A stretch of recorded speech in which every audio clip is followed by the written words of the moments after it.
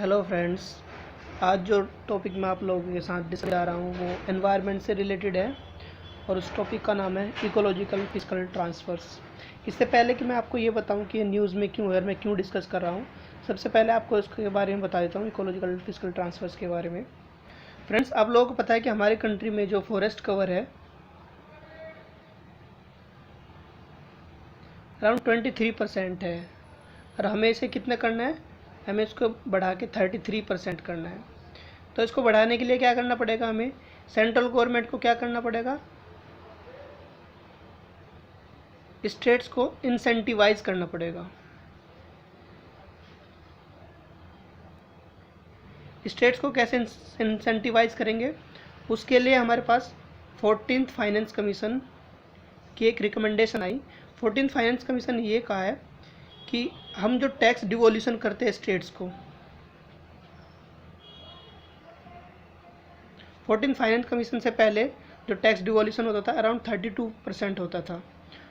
14th finance commission ने कहा कि जो टैक्स डिवोल्यूशन है ये 32% से बढ़कर 42% होना चाहिए।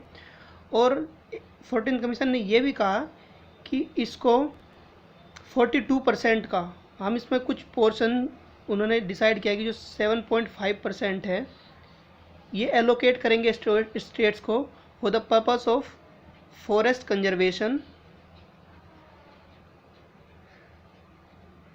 And afforestation.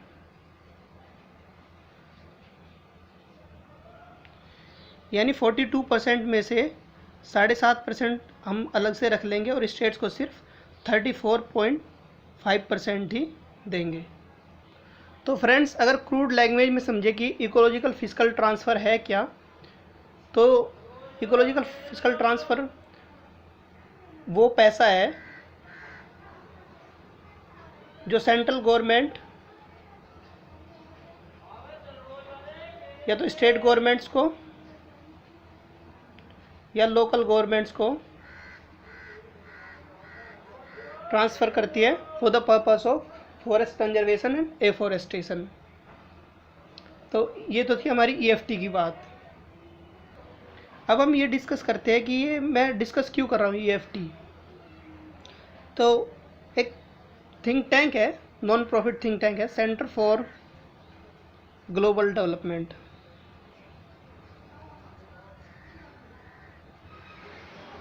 ये पॉलिसीज़ रिसर्च करती है। ये एक न्यूयॉर्क में बेस्ड थिंक टैंक है, नॉन प्रॉफिट थिंक टैंक, और इसने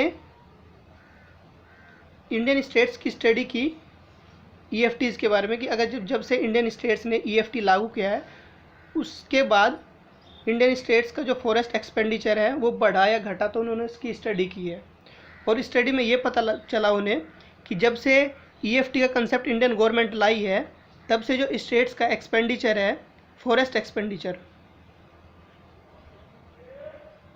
वो 19% बढ़ा है। तो इनकी जो स्टडी है इस रिपोर्ट में ये बताया इन्होंने कि जब से ईएफटी इंडिया ने लागू किया है, 14th फाइनेंस कमीशन ने लागू किया है, तब से जो स्टेट्स का जो फॉरेस्ट एक्सपेंडिचर है वो 19% इंक्रीज़ हुआ।